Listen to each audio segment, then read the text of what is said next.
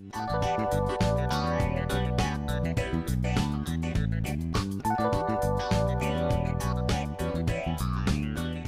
back to a brand new episode. This is your girl Diana. And this is your girl Cynthia. Guys, welcome back to a brand new week.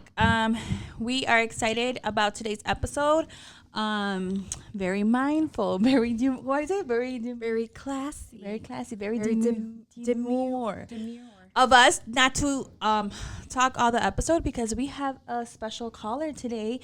And I'm very excited about this episode. Mainly because I'm a hopeless romantic and I just drag my sister along all the time with my ideas. I'm a hopeless romantic too, but I feel like you found your husband. You are married. No, but I feel like you're more like you use your resources. Me, I use my life. True. So we just wanted to come in here and say hi, and then we're gonna leave the rest of today's episode for our special caller, and we will introduce them in a bit. So stay tuned. Hi, Solo. This is Diana on the call, and then I have my sister Cynthia. Thank you for being on tonight's episode, and thank you for saying yes to recording with us. I don't know if I told you. Actually, I don't think I ever told you. I think I just messaged you, and I was like, "Can you be on our podcast?" Just a little introduction of who we are.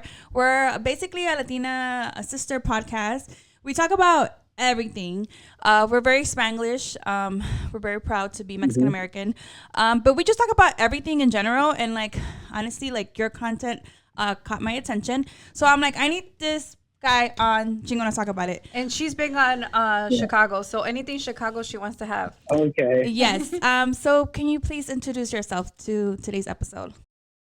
My name is SoloDolo. I am actually not from Chicago. I just moved here really recently.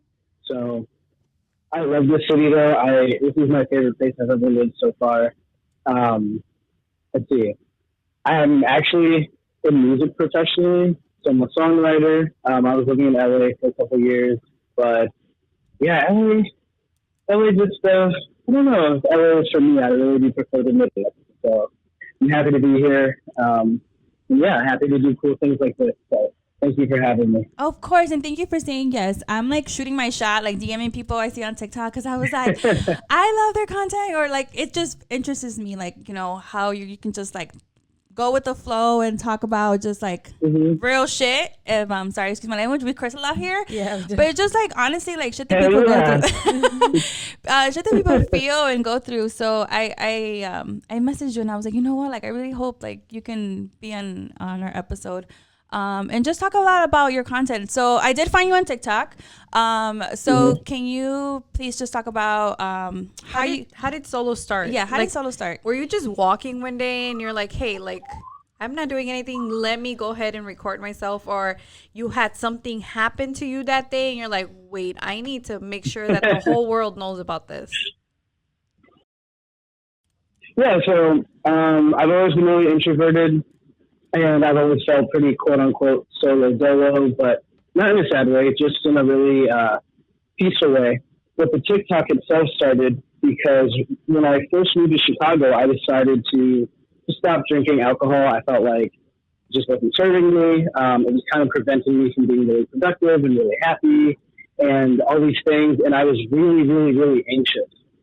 So when I stopped drinking, I started thinking a little bit just more clearly, and I started kind of understanding some of my anxiety.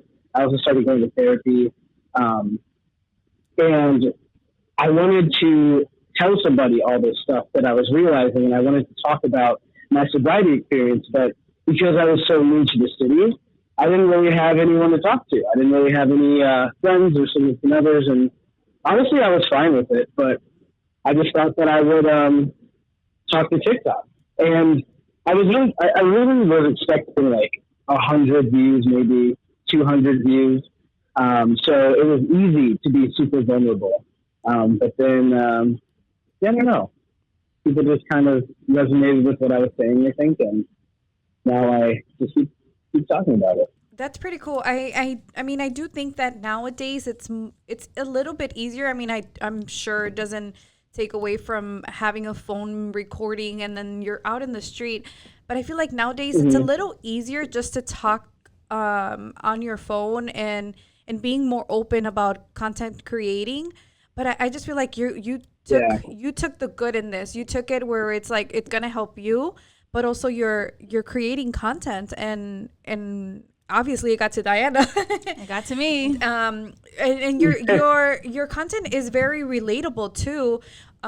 So like you're doing great. Thank you. I appreciate that. May I ask? Sorry, Solo. How long have you been in therapy? Are you still continuing therapy, or just are you taking a break, or? Well, I guess that's where I say my parents are really cool because they kind of prioritized emotional intelligence throughout my whole life. So I've been in therapy on and off pretty much since like 7th grade. 7th grade, 8th grade, 6th grade, sometimes younger for some people is when people start experiencing anxiety and depression and certain things like that. So the second my mom started seeing it, she's like, oh, no. We're going to figure this out. We're going to do some therapy. So I feel really blessed to say that. But yeah, I've been in therapy, I guess, for a really long time. That sounds like very nice, supportive parents.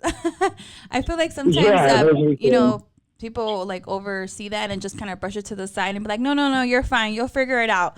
But I'm kind of glad that your parents are very supportive, and look at you now. Like, you're creating content to help other people. So that's you should be really proud of yourself. Solo, do you think that the drinking in combo with the therapy, like you stopped drinking and then moved to a different city, now you're creating these videos and you're going to therapy, all just like were a plus for everything just to evolve on its own? I mean, I was just telling one of my friends the other day, I really do think things kind of evolved in this way supernaturally because, when I was living in LA a couple of years ago, I was drinking a lot because I am in the music industry. It's my full-time job. And sometimes, all the time, you're in music studios, you're, in writing sessions, and there's always alcohol around. Always. So when I was there, I was drinking a lot and I was just so mentally clouded. Also LA is so intense. I was so mentally clouded. So I just felt like, something kind of happened with the person I was living with that made me move from LA to Chicago. Mm-hmm. And so when I left, I didn't see it like this at the time, but when I left, that was kind of me changing my entire environment, leaving all of those people that I used to drink with and write with and party with. I left all of that behind. And when you make a huge change like that, that's kind of a really great kickstart to kind of helping yourself for the better. When you change your environment, you can really do some serious work in a good way. So I changed my environment. I left all that stuff. I stopped drinking once I came here. I also was kind of isolated for a second. So that allowed me to really focus on my job. Then doing well there gave me some validation. And then I just started seeing with clarity, talking about it. TikTok happened. So it was a very natural evolution, if you will. Yeah. Kind of like new blessings without it, ever thinking that this was going to happen. Yeah, I had no idea. Solo, so let's jump in more to your content. That's how I found you. How did you identify different attachment styles? I guess for the dating or non-dating people out there. Yeah, honestly, through my own experiences, all of my content comes through my own experiences that I've either backed up and validated through therapy, like I've directly asked my therapist, or I've just done research on myself. So when it comes to acknowledging different forms of attachment, the three main ones are anxious, disorganized, and avoidant. Yes. There are others, but again, those are the three main ones. And throughout my life, I've been all three. I just didn't understand what was going on at the time. But when I was able to move on or talk to a therapist or friends, if I didn't have a therapist at the time, I was able to see oh my God, I really was anxious. I was these things. So basically, when I got a little older, like around 19, 20, I was like, wait, I can actually look up what this stuff is and see if this is really even a thing. So I did some research and I read a lot about it. And I was like, oh, wait, these are actual like things. These are really things that a lot of people struggle with. And as I got older, not that I worked on it, I just was kind of aware of it, but I was ashamed of it, so I didn't really know what to do with it. I was just like, oh my gosh, I'm so avoidant, or I'm so anxious, or I'm so disorganized, and what do you do? Like, you know what I mean? I was like, is this just a thing that you have? Like, I don't know. Same. Cause same. You know what I mean? Like, I was like, is there, right? Like, for me, you're like, oh, is this like a mental illness? Like, okay, I guess I just am like that. But it's like, I don't know. One day I was like, what if I don't want to be like this stuff? Yeah. You know, and I just started thinking about it like that. But yeah, I realized the different forms of that through different stages of my life in the same relationship with the same person for years and years and years. Different eras, if you will. Okay, so what has been, how did you identify being, you said anxious attachment style? Mm-hmm. Can we elaborate more? I'm learning more about it. My sister is a married woman, so I feel like she doesn't need that, but we're like in the dating world scene. So like, I just want the people out there to know like we're not crazy, right? There's like a scientific reason behind this. I don't know. I think you guys are a little nuts. I don't know. My sister's an asshole sometimes. I'm just messing with you guys. No, people definitely aren't crazy. And I mean, in my opinion, anxious attachment can be, formed within friendships, marriage, relationships, honestly, even like occupational relationships, like coworker to coworker, because the basis of it, again, this is just my opinion. I'm not like reading from anything right now. I think that the basis of it is just, at least for me, it was seeking validation through that person. And when they weren't available to give it to me, or they didn't give it to me enough or in the way that I wanted, I would get anxious.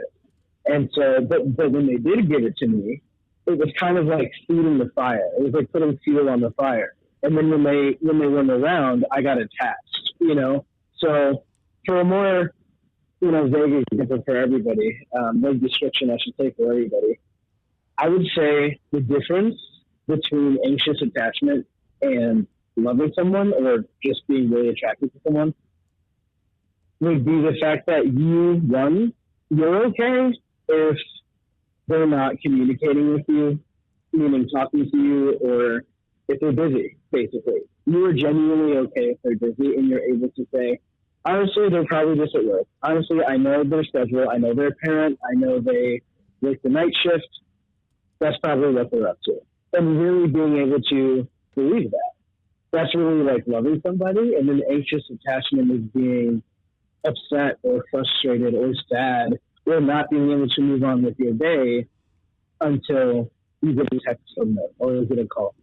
And it sounds extreme, it feels extreme, but honestly, I think it's really normal and expected of human beings, because we connect with each other. We really do. And it's hard to put like borders on your emotions. It's really hard to do that until you cross the borders. And then you're like, oh shit, I should probably have some, Yeah. So don't feel crazy. Don't feel weird. Don't feel emotionally immature. Don't feel any of those things. It's like that level of self-awareness to say, ooh, I am anxiously attached to you, is so high. So it takes a little bit to develop that, It's fun. Yes, for There's sure. a lot you can do to manage it. Okay, since I'm outnumbered, educate me, guys. Do you guys blame the other person first, or do you guys know how to acknowledge, like, no, like, it's not them, it's me. I just need to, like, take a breather and know that my husband isn't answering my 10 million phone calls because the guy is at work.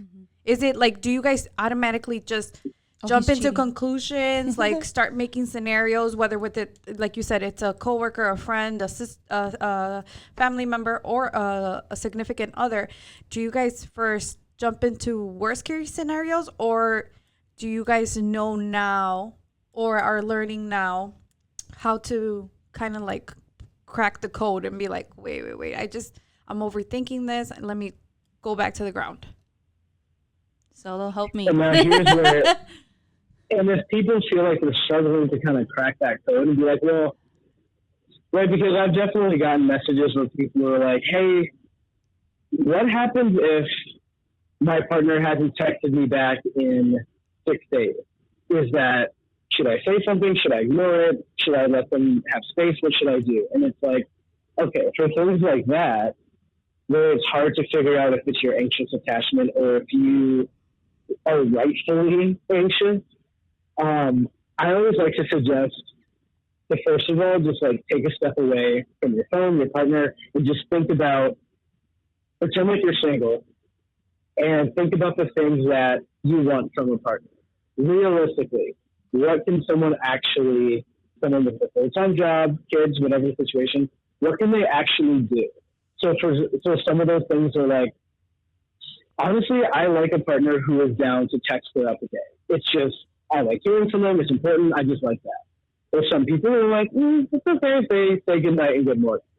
All those little things, you're not going to get 100% of, but, you make a list of things that really, really matter to you. Mm-hmm. And then, because you're not actually single, you can check off the things that your partner already does. And you're like, okay, cool. And then you can circle the things that you are like, honestly, these are the things that they don't do. I haven't checked them off. I can either think about if I can say, hey, no one's perfect, whatever, or, God, should I bring this up? These are the things I really need. Mm-hmm. And if the amount of time between communication is something you think you need to talk about, maybe you should talk about it. So what I'm trying to say is there is a balance. You should be knowing what you want, knowing what you need, and knowing when you're getting that, when you're not, and how to communicate it. But then also saying, okay, he, she, they, whoever your partner is, mostly good. They're pretty good. Honestly, they're probably just at work or they're with their friends. So there is a balance. Does that make sense? Yes. I just think I personally, I already know. As you were saying that, I was actually visualizing my life. And if my husband doesn't text me at least once a day, like, there's a problem. But if my sister sent to me a text message and I can't get to it, I have 3 kids. I have my husband. I have my job.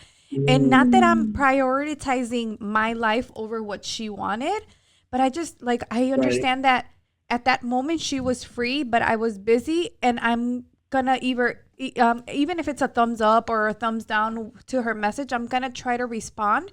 But as opposed to my husband, if I don't hear from him in a whole day, I think it's more of a, hey, like, are you okay? Like, do we need to call our phone company? What's going on? Yeah, that's how I would take it. But I think I justify someone else doing it, but not my partner. Am I falling into you guys' category? Yeah, you are, asshole. Welcome to our life.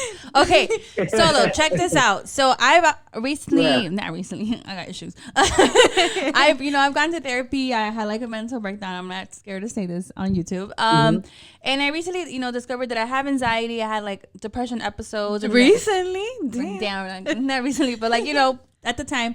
And then, I realized more that I was like a very anxious attachment style of dating. And wait. Solo, I'm sorry. Do you understand her? She speaks in cursive. I speak in Spanish and English in cursive. Do you understand? Yeah, no, I totally. Okay, because we get that a lot from our callers. Totally. Okay. Sorry, Solo. Sorry, sister. Go ahead. Thank you, Cynthia. So I'm recently identified as a, anxious attachment style, I guess, of loving. But then I went into a whole rabbit hole. Check this out, sister. And they told me on TikTok that it has a lot to do with how we grew up and like our childhood and how our parents treated us. Can you back me up here? Like, is this true? But Solo, I'm so sorry before you school this bitch.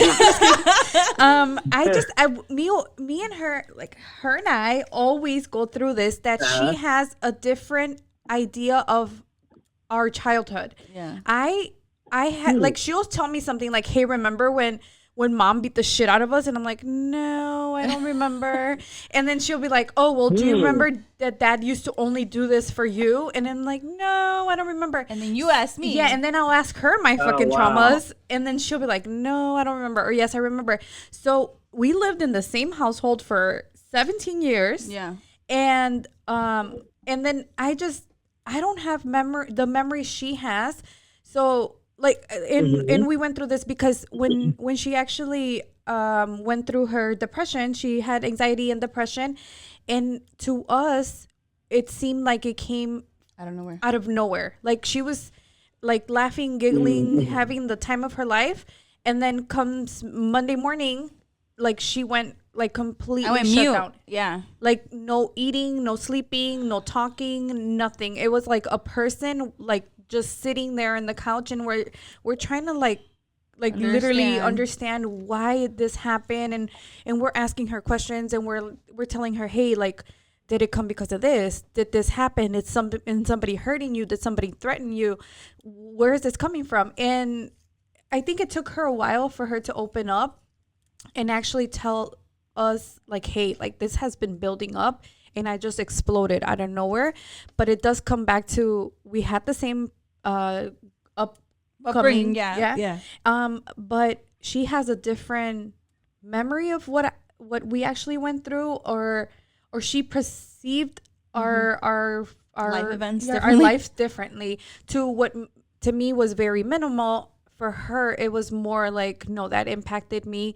And at 30 plus years, 31, bitch. 31. The fuck? Like, how old are you? At 31, it's when she's actually. Cynthia's the oldest, and I'm the middle child. Middle childs go through a lot, bro. Got it. I'm kind of the middle child too. No, but you also, I heard. I'm the oldest. Yeah, I heard like the 26th of August is like a big day for the old siblings. So I'm gonna give you a shout out. Y'all been through that too. I appreciate it. Sorry, Solo. So yes, so I went through that rabbit hole. Thank you, sister, for explaining my life in like 2 minutes to Solo. That it has a lot to do with our childhood traumas. That's why our attachments are different. And I do see my sister, like, she's not like me at all. At all. So I don't know. What do you think, Solo? Huh. Well, she is crazy, right?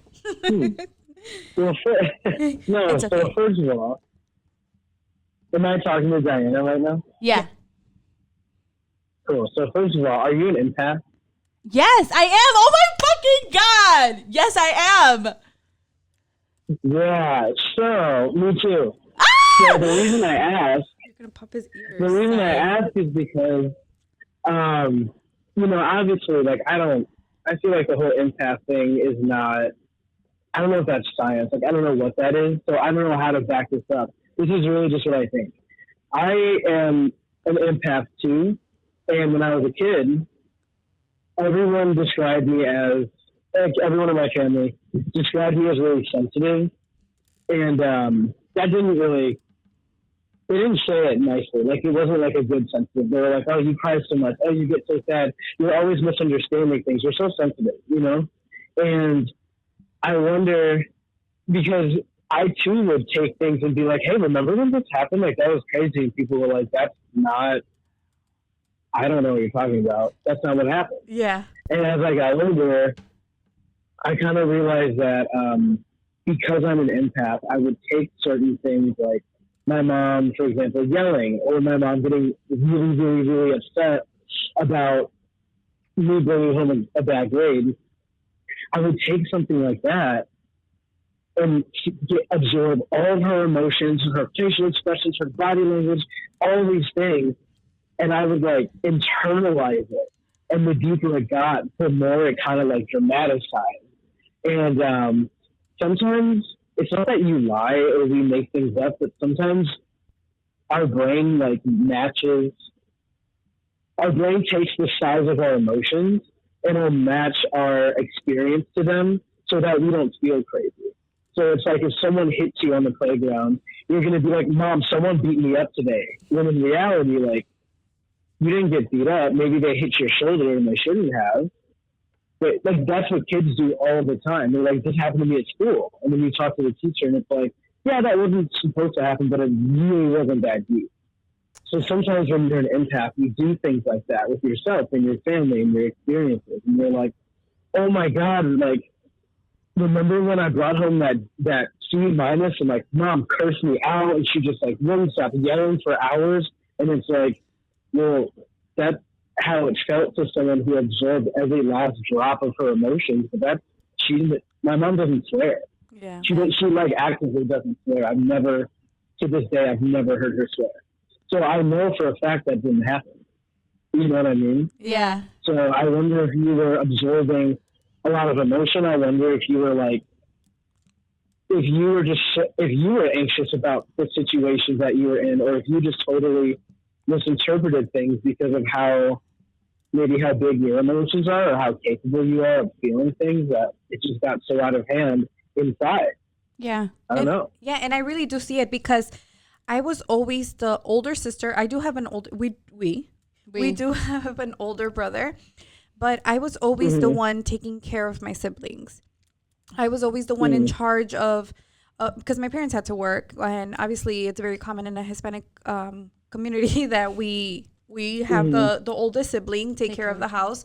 So I feel like not that I'm resentful, but I was never given the chance to be quote unquote weak, because obviously I had my times of me breaking down. Yeah. But I was always so busy. Like my mom was going to come at 6 and I had to make sure that they had ate already, or the house was clean, or whatever the task of the day was. I was always so busy that I never had time to actually kind of like break down, if that makes sense. But I do remember my mom always saying like in as I think more as an adult, that when my mom had a problem or my mom needed something to be fixed, I do remember my mom saying, and I would tell her, Mom, I'm busy right now. I'm with the kids, or I can't do this right now. Can you tell Diana to help you? And she would tell me like, no, Diana gets mad very easily. No, Diana, like her reaction would be totally different. Even if it's like my mom would be like, hey, can you order me a pizza? And then if she was to come to Diana would like explode. And it's like, you want me to do everything right now? So I think that's like, it makes sense now, because it's like, yeah, my mom wanted to order a pizza, but she wasn't like, she didn't mean it like right this second, like drop everything you're doing and focus on what I want. And I think like I kind of knew how to balance that out and be like, okay, Mom, like just give me like 2 hours, because I'm not gonna do it right now. And as opposed to Diana's like, oh my God, I'm studying for school, or I'm finishing this paper and you want me to do what you want. And like, I do see that. Damn, I'm sorry, sister. What? You were an empath, overthinker, and I'm over here thinking you were fucking losing your my shit. I did lose my shit, actually. But I feel like now it's I think Mom has respected like our boundaries a little bit more. She does come to me more, and that's fine, because my sister, you know, she has kids and she's married. I don't have kids. I live with my other younger sister. Well, we have a younger sister, by the way. Yeah. Okay. But yeah, so I did realize like something was wrong with me, but like, not that it was wrong. I just feel like I look at you and I'm like, my sister was always like stronger than me, and like, but I know what I'm saying, like emotionally she'd be like, get it together, and I'm like, but I can't. But I just feel like we like Mm-hmm. it's, I think it's life just throws you different things, Curveballs, yeah. and however you grasp onto them is how you're gonna react. And it's like we say this all the time, like what didn't make sense to me, or what wasn't a big deal to me, it was a big deal to you. So it's okay. Oh, enough about us. Let's talk about Solo. Okay. Solo. So like, moving on. I want to know, do you see yourself giving the same content regardless of what's going on in your life, or Are you happy talking about relationships? A lot of the TikToks that I saw were relationship related. Do you ever want to do like music, like talking like strictly the music live? Do you want to do TikToks regarding changing a completely different to a different city? Do you want to like are you going to continue into different paths, or you think relationships are your big? I think I generally want to do like social emotional advice type of thing. Because I kind of made some playlists the other day on my TikTok page, and if I can remember correctly, it's like one of them is dating advice, and then one is social advice, and I think one might be like work balance or something like that. I don't know, but yeah, I have a couple of TikToks that talk more about like friend stuff and other social things, and yeah, some work-life balance stuff. So I generally want to cover that whole social emotional learning, or SEL, as they call it. Well, you're helping me, Solo, so let's stick to this subject because I ain't done, girl. I know my avoidant sister wants to change the subject, but I don't. So, any fucking ways, why do we attract avoidant people? Can you explain that to my avoidant sister, please, Solo? Oh, yeah. I think that's one of my favorite things to like pick at and kind of think about. I think, not to be corny, but opposites really do attract, and the perfect opposites in this context are, the anxiously attached and the avoidant attached, because I think it's a really tricky relationship, but I think it makes sense that they're attracted to each other, because it's like, people who are, how do I break this down? People who are anxiously attached, not everyone, but a lot, tend to be people pleasers. And people pleasers and anxious attached people feel validated when they make their partner happy. Now, people who are avoidant are kind of hard to make happy, because maybe they're here for a second, maybe they're super lovey-dovey for a while, and then they're not. Maybe they're texting you for a while, now they're not. They're kind of hard to catch. They're hard to hold.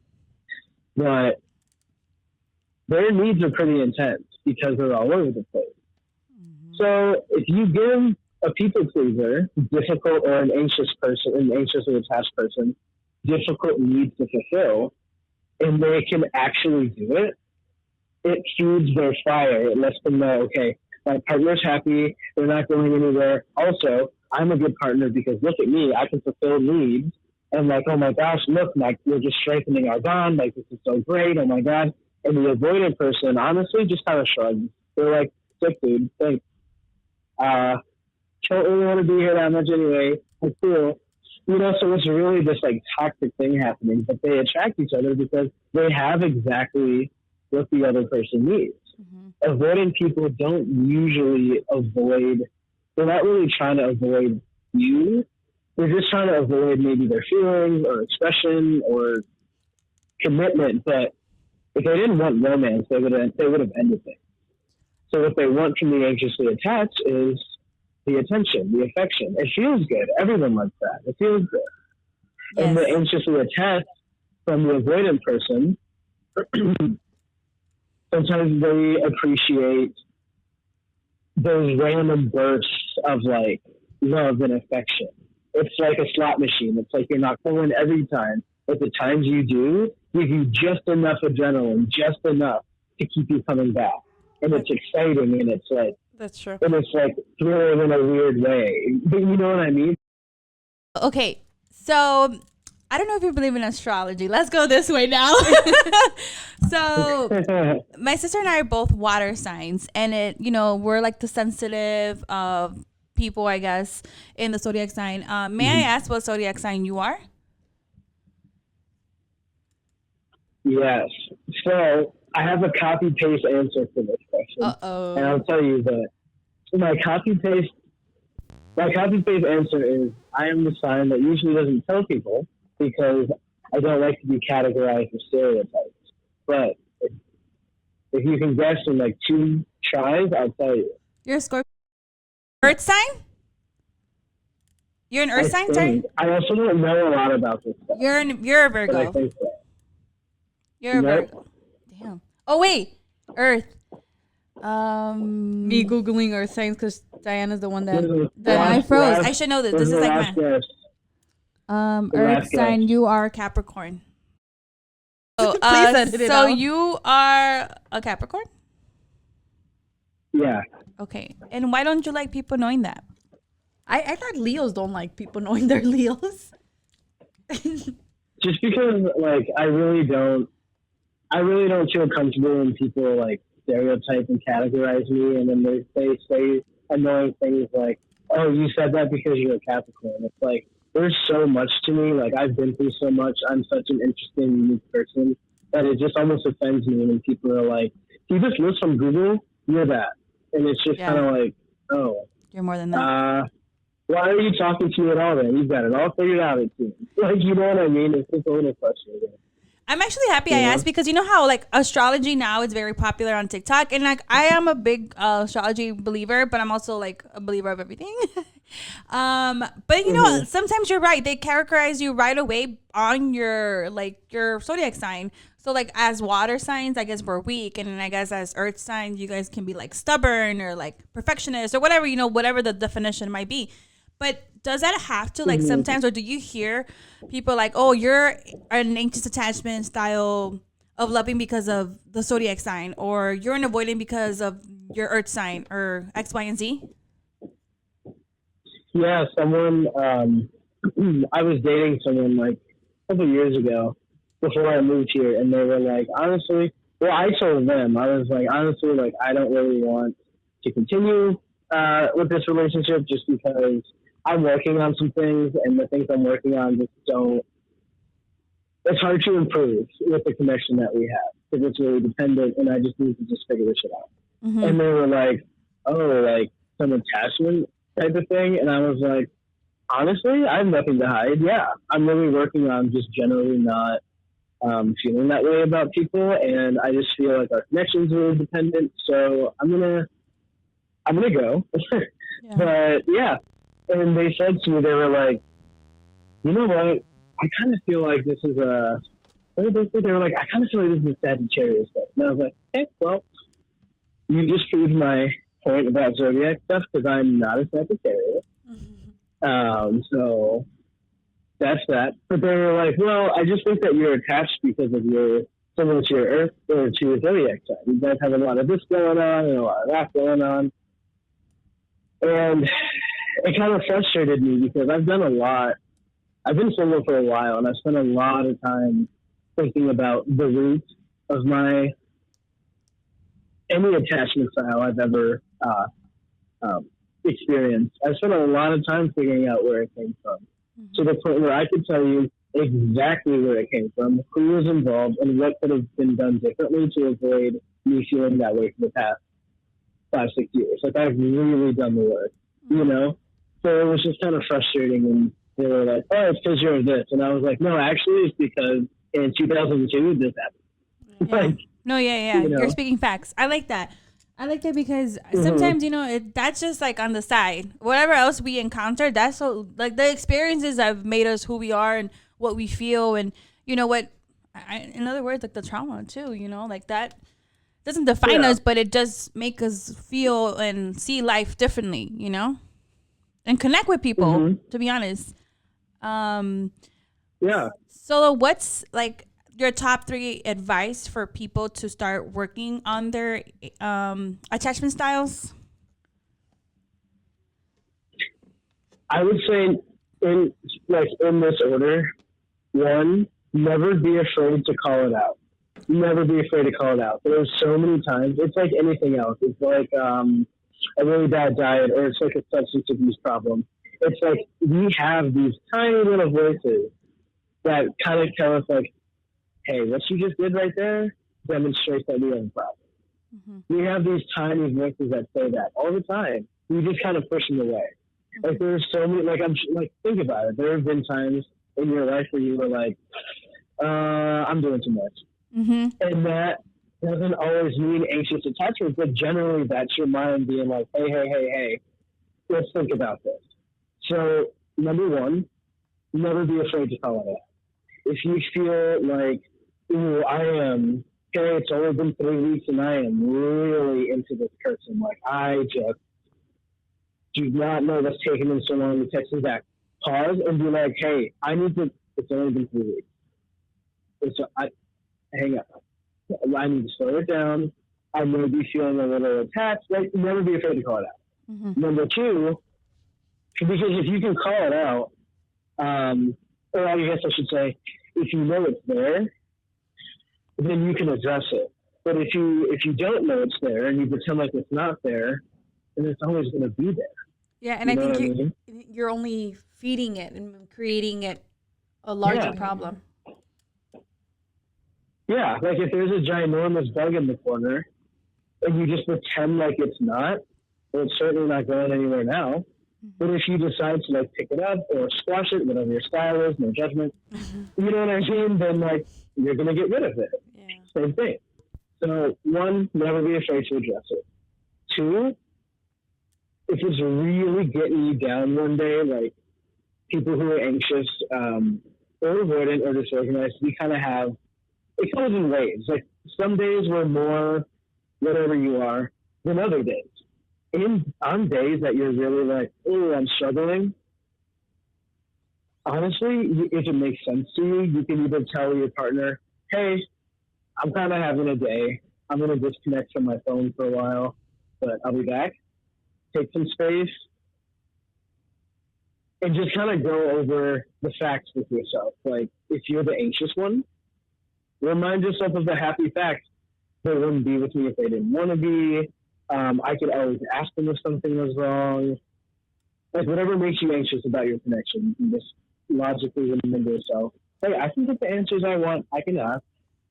Right? Or if you need some space, if you're an avoidant person, take that space. Just communicate it. So I guess what I'm saying is like make sure your needs are met too. Like just because you're anxious or whatever, avoidant, disorganized, doesn't mean you need to put yourself aside. It doesn't mean you need to like ignore your feelings or tendencies. Like keep yourself regulated. Yeah. You know what I mean? Keep yourself regulated. Ask for space for answers. Solo, is the goal in life to be a secure attachment style? I bet you didn't know what that one, Cynthia. You're dumb. I thought my therapist was actually asking me that exact question. She was like, so what do you want? Do you want to be like a securely attached person? What do you want? And I said, I'll tell you the same thing I told her. I was like, I just don't like the idea of being attached. I grew up in a Christian home, but I've always kind of gone down a more like Buddhist path. Ooh, and okay. One of the really large beliefs of Buddhism is like the theory of non-attachment, not detachment, because that implies that you were once attached to something. Mm-hmm. But the theory of non-attachment, which is what we kind of know what it is. It's just like non-attachment is specifically understanding that you can't control an outcome, so you have to let go of the attachment of like trying to control it, trying to control that person, how they feel about you, whatever that may be. So I don't really want to be securely attached to someone. I want to be happy with someone. I want a monogamous, thing, but I want to just be okay with knowing that I might wake up tomorrow and they might not want to be with me, and I want to really be able to take a breath and be like, okay, and the day goes on. Oh, it doesn't mean I won't be sad. Goals, Solo, goals. let's Yeah, so that is the goal. To like, if someone tells you one day, like, I don't want to be with you, and you'll be like, okay, see you later. Well, don't get me wrong. I want the conversation, and I'm now like at the point where I could have the conversation, but I still walk away with bigger feelings than I wish I had. So like, if someone was to say like, hey, this isn't working, I'm able to keep my shit together and be like, okay, like, can you tell me why? Can we talk about this? I'm able to sit there and like do that. But like I said, I walk away just like really sad. And I could bounce back, I could rebuild, but it's just like I walk away so sad because I went empath. So it's like I'm feeling things for me, I'm feeling things for them, I'm feeling things for the person who just saw me walking by crying. It's a lot of feeling. Yes, So trust. I get you. I get you. You know? So the goal is, just to be able to have that conversation and walk away by saying, like, I was and I am a great partner. And, sometimes things are long term, but like long term doesn't mean forever. Long term doesn't mean until death. Long term means for a long time. And then the long time ends. And I want to be okay with that. That's beautiful. I love that. One more time, Solo. You're so stupid. Stop. Leave him alone. He's our guest. Don't be rude. Oh my God. Solo, our journey has come to an end. We're coming down to just ending the episode. Any shout outs? Solo, you gotta block her number because she's gonna be calling you. It's his work number. Be for real. Block your page because that's when I'm gonna stalk you. Hey, like this happened to me today. Can I call you really quick? Sorry, no, I won't do that. I'll message you though. All right. No, sometimes to be honest, like you're right. When I'm having an off day and like I'm just like, oh, like I'm doing too much. I do look at his videos and then he'll be walking like down Chicago somewhere, like South Loop, and then I'm like, wait, he said to do this and this ABC. So then I kind of regulate. I'm like, okay, get my shit together. I'm very more open now about telling my partner A, B, C, D. Like now, ever since I found out, like I guess I went through my journey, about me being like an anxious attachment style of lover, and then my whole empath, and like, oh my God bless me with so many things, so many feelings, and you're a middle child, and I'm a middle child. So yeah, so like now it's like it's nice to hear people also go through it and then like kind of like how to like check yourself. So I like that. Sometimes I do check myself like, Diana, calm the fuck down. A, B, C, D, like if I tell my sister, she'll be like, okay, you're doing too much. So, but I mean, I do something I do tell you. Yeah, sometimes. Because my answer to everything when she tells me something's going on, I tell her like, don't obsess over the things you can't control. Yeah. And I think that's my issue. Like I always tell her that. Whether it's something with work, something with with anything that comes up in her life, and I just tell her. But I mean, to me, it's a little simpler to just say it because I'm not personally going through it. Solo, ask my sister what her husband is, what attachment style her husband is. Yeah, this bitch. These two motherfuckers are copy paste. Ask. I want you to say it. No. Her husband. What is it? He's a little loony too. No, you fucking asshole. Don't talk shit about my brother-in-law. He loves you, you piece of shit. He's an attachment style, anxious as well as me, because we do have the same symptoms. Yeah. So I'm like, you need to do this for him. You're like, he do too much sometimes, and I'm like, because he loves you. That's his way of showing love. Speaking of that, it's interesting to say that. Speaking of that, like, I guess. I wish I said this in the beginning, but another reason I started actually posting things specifically about dating and anxious attachment is because I am a man. And I think that a lot of men have this whole thing wrong. Like, they really, a lot of men think that they confuse anxious attachment with, that's my girl, that's my partner. And it's like, well, no, you don't own her. Okay? You don't own people. You can't control people. And I really want everyone to just understand that there's a whole, list of ways to help yourself and heal. But for men specifically to hear another man be like, look, not only have I felt these things, not only have I done these things, but I know you do too, and you should probably stop. Because it's not healthy for you or other people. It's not manlyhood. It's not masculinity. It's toxic, and it's harmful. I'm so happy you said this. Like, I love that you said this because yes, that is literally like what it is. I'm so glad. Oh my God. See, this is Yeah, beautiful. it sucks. Solo, sorry, our camera is running out of battery because we're a low budget entertainment over here. But No please, problem. please give a shout out to whoever you want to give a shout out on today's episode. Is there I someone? mean, honestly, I just want to give a shout out to you guys. I really appreciate you like having me on here as an introvert. It's been kind of scary, like posting every video and not knowing how people are going to receive it. Because sometimes people are mean on the internet. So Thank you so much. You are doing great. I love your content. Keep it up. Keep it up. You're healing people and you're helping people like myself, not my sister, but myself. You're stupid. And just thank you for being real and talking about real shit that we know we go through. And I'm so happy you first of all opened my message on TikTok and Instagram. Yeah, you did too? No, I think I just did DM. Oh, I'm damn. sorry. I wasn't that thirsty, but like you I kinda- was like, I need this guy. Kind of didn't give him a chance. No, because I want to talk about shit like this. damn. I want to talk about shit like this because like people go through this like in closed doors, but now it's being more public, more out there, and like we need to talk about stuff like this because we need to become better partners, better people. Damn, Better humans. I said what I Yeah. said. Solo, thank you there's so no much. reason to be ashamed. Yeah. Thank you so much for being on the call. If you ever want to jump back in and talk about something else, message us and thank you. And I hope great things happen to you and you remember Chingonas talk about it. And yes, thank you so much. And I hope Chicago's treating you good. Yeah, I hope so. Oh, it is. Definitely. Thank you. Thank you for being on tonight's I wish you episode. guys, of course, I wish you guys the best. And thank you for having me. Thank you, Solo. Best of luck and have a good night. Thank you. You too. Bye-bye. Have a good night. Bye. Thank you. Bye-bye. Guys, that was tonight's episode. Bitch, this was an episode for you. That was today's episode for me. Cynthia was just here and letting me borrow her house.